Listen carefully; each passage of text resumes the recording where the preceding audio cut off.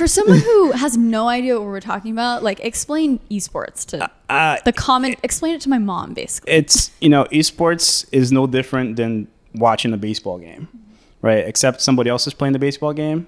Somebody else is playing video games in that case. And it just happens to sell out stadiums just like a baseball game.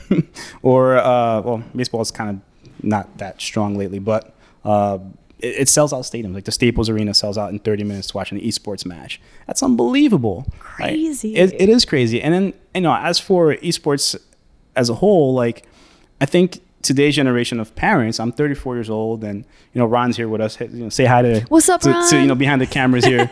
Ron's a father, and I think a guy like Ron or a guy like me, whenever I become a father, I'm not going to tell my kids don't play video games, right? Because I grew up playing video games. Yeah. And if I see that they're talented and they want to pursue that as a career, I'm going to enforce them. I'm going to say, yeah, man, like if that's what you love, do it, because you can become very successful at it. I mean, look at guys like Ninja. Oh my gosh. Right? Insane. And I was one of those people that did not know of him until he played with Drake. So, I mean, Ninja he's the biggest when it comes to streaming. The most popular game that he's streaming right now is Fortnite.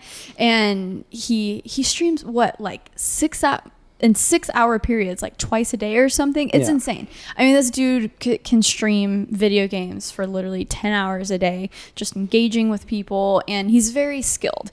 I think that's something that people don't recognize with streaming games, is it helps if you're really good, right? People want to watch someone who's like going and crushing it. So I think that has to do a lot with his successes. He's good too, but he's entertaining. Well, he's skilled, but he also created a really great brand around himself. Right. So it's not just watching, because you know what, the cool part about watching esports match is just, it's not only watching the guy that's the greatest, but it's also, like you said, the community, right? Mm-hmm. Like being able to interact with that community. And if that person has the right messaging and they have the right branding behind, themselves, it can become something huge. And I think he did that very well across every aspect, right? So like the community that follows him, he's the biggest, right, in the world. Mm-hmm. And then being able to engage with guys like Drake, he didn't hook up with Drake because he got lucky.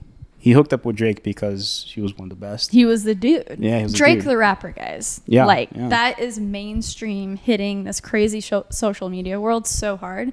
And I think that was a big wake up call for people in regards to like Twitch and really looking at Twitch like this huge contender. And it's interesting that they have really stuck to their guns this entire time and now just killing it. I mean, I think Twitch is a 10-year-old platform or something. I think it started with Justin.tv, I believe. Yeah. And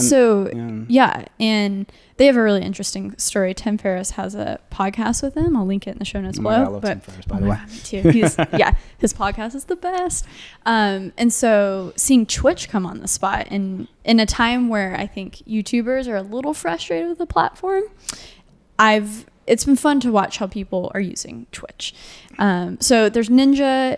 Or are there any other people that you enjoy watching on Twitch or YouTube or just watching recaps on, Instagram or YouTube? I mean, I just, I actually watch some of our fans, believe it or not. I don't necessarily always watch the biggest guys. And we're also playing ourselves, right? Totally. Yeah, so we're providing some of the content too. And I don't have anybody necessarily that I'm very focused on, but I enjoy actually watching Deadmau5, believe it or not. Yes. He's a friend and he's also invested into MainGear, right? Amazing. But it's really amazing how it can, I get home today and I don't watch TV anymore. Mm-hmm.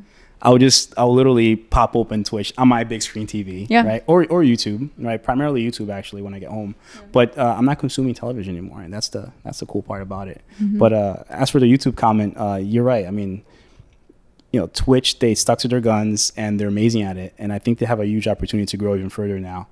Now that YouTube is kind of dropping the ball with all the, what's the word I'm looking for? Demonetization. The demonetization, there you go. And adpocalypse. Yeah. I think people are trying to navigate their way in that. But I think it also takes self-awareness too of like, okay, do you have the right type of thing that's going to win on Twitch? For me, I am not super into PC gaming, and that's not saying that I'm not going to be in the future. But right now, it's my thing would be live streaming, like editing a video or something, but I don't think that's entertaining. So if someone comes on the spot and makes creative streaming really fun and really exciting, I'm stoked. I will, observe that and see if I can do it. But yeah, it's cool to see all these different social medias popping up and seeing what people are doing with them.